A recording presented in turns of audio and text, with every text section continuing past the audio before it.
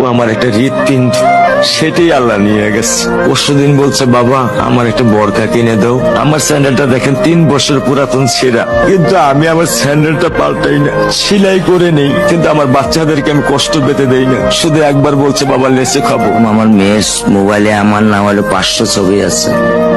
আমি এখনো সাহস পাইনি আমার মেয়ের একটা ছবি বের করে দেখতে। আমার সে সাহস নাই। আমি সে সব হারাই ফেলছি, কারণ ও আমার ছিল হৃৎপিণ্ড। ওর জীবনে এমন কোনো চাওয়া নাই যেটা আমি পূরণ করি নাই।